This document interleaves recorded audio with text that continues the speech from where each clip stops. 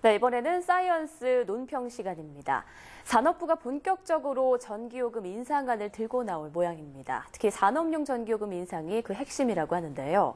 이 전기요금 인상으로 올겨울 전력 위기를 무사히 넘기게 될 것인지 자세히 알아보겠습니다. 서강대학교 이덕환 교수님 나와 계십니다. 안녕하세요. 네, 안녕하세요. 네, 산업부가 내놓을 전기요금 인상은 어떤 건지부터 설명해 주시죠. 이거 추워지고 있는데 좀 네. 정말 서늘한 이야기입니다. 산업부가 내년 초 어쩌면 연말에 다시 한번 전기요금을 올리겠다고 그럽니다. 2011년 전력 대란을 겪은 후에 지금 5번째입니다. 네. 이 정부의 에너지 정책에 대해서 신뢰하기가 참 어려운 상황이 되고 있습니다. 몇 달 전에 국회가 나서서 이제 제안을 했었습니다. 주택용 누진제를 개선을 해가지고 전기요금 폭탄을 맞은 분들을 좀 해결을 해주시겠다고 네. 그러더니 이게 이제 산업용 전기요금 인상으로 옮겨갔습니다. 아마 두 가지 안을 얘기를 하고 있는 것 같아요. 전기요금을 평균에서 6%를 올리고 그 대신에 한 3.7% 정도 부과되고 있는 전력산업 기반기금을 1%포인트 내려가지고 전체적으로 한 5% 정도의 인상을 하는 안하고 네. 한 3, 4% 정도로 줄이는 대신에 인상률을 낮추는 대신에 벙커스유나 경유에 부과하는 세금을 좀 줄이는 안, 이런 몇 가지 안이 검토되고 있는 것으로 알려지고 있습니다. 그렇군요. 자, 그럼 이 전기요금 인상을 추진하는 이유는 어떤 건지 좀 알려주세요. 정부의 목표는 당연히 지금 우리 지난 한 2, 3년 동안 굉장히 고생했던 전력난을 해소하는 것이 목표입니다. 네. 지난 2년 동안에 아까 말씀드린 것처럼 4차례나 전기요금을 인상을 했는데 특히 산업용은 25%나 인상을 했습니다. 네. 주택용은 한 7, 8% 정도 인상을 했고요. 그런데 그 결과가 굉장히 실망스럽습니다. 특히 겨울철이 문제인데요. 매년 전기요금을 인상하고도 매년 겨울 연간 한 100만 킬로와트, 그러니까 원전 한 기 분량만큼씩 전력 소비가 늘어났던 게 지금까지 결과고요. 네. 특히 지난 1월 3일 날은 우리나라 사상 최대의 전력 수요를 기록을 했습니다.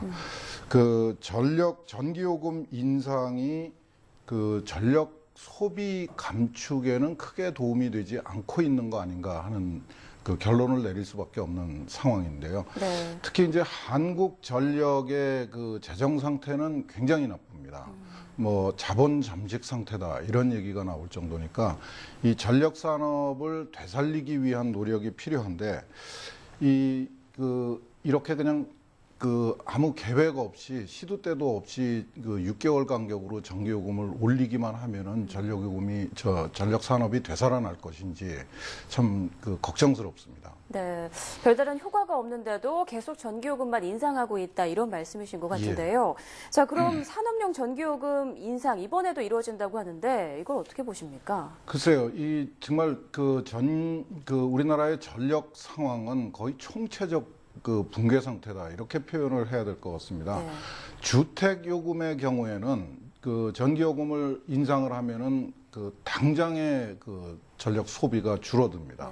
네. 소비자들이 주머니 돈이 없으니까 결국은 전등을 끄는 수밖에는 없는데요. 이 산업용의 경우에는 사정이 좀 다릅니다.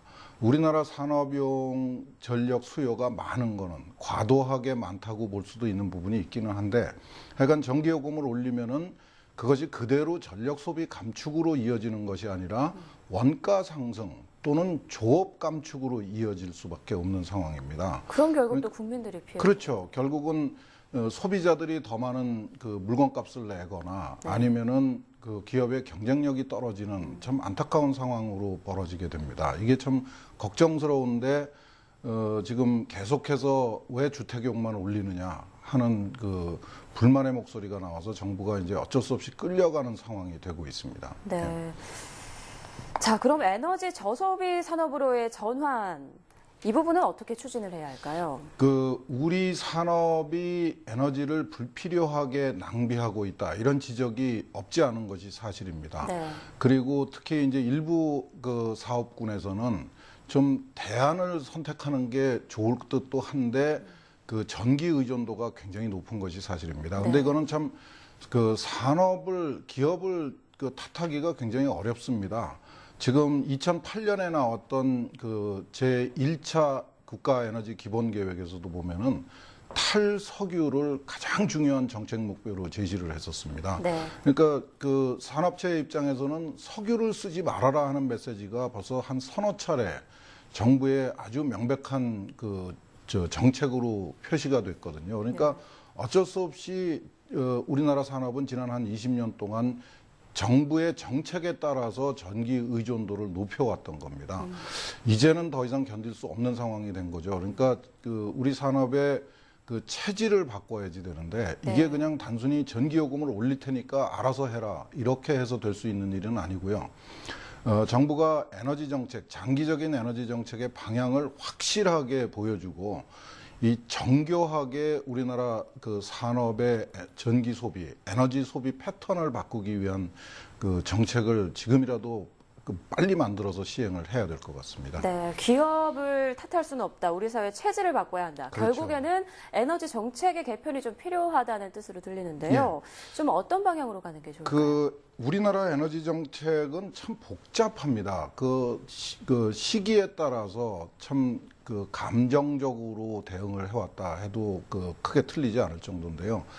원자력이 괜찮다 싶으면 원자력에 집중적으로 투자를 하고 또 전기가 남아돈다 그러면 또 전기 소비를 집중적으로 부추기고 이런 식으로 진행이 되어 왔던 게 사실입니다. 네. 우리가 현재 사용하고 있는 에너지는 크게 석탄하고 석유, 화석연료라고 하는 거죠. 그리고 전기하고 이렇게 크게 두 섹터로 나눠줄 수가 있는데 이 상대적인 비율을 어떻게 가져갈 것인가 하는 것에 대해서 정부가 명백한 입장을 보여줘야 됩니다. 네. 그 부분에서 지금 정부가 오락가락했던 부분이 있습니다. 그래서 그거를 반드시 바로잡아야 되고 우리 지금 원전이 최대 한 40%까지 올라갔다가 지금 한 25% 정도로 떨어졌는데 지금 원전을 어떻게 끌고 갈 것인가 하는 것에 대한 고민도 굉장히 심각한 고민입니다. 그리고 이런 근원적인 문제 이외에도 이 우리의 에너지 정책, 전기 요금 정책에는 다양한 요소들이 포함이 되어 있습니다. 저소득층에 대한 지원, 농민들에 대한 지원, 산업체에 대한 지원, 환경을 지키기 위한 노력, 이런 것들이 마구 뒤섞여 있는 상황이에요. 네. 그래서 좀 이제는 이제 이런 것들을 좀 걸러내고 정부의 방향을 좀 확실하게 잡고 에너지 정책은 핵심이 에너지 소비 절약하고 효율적 소비입니다.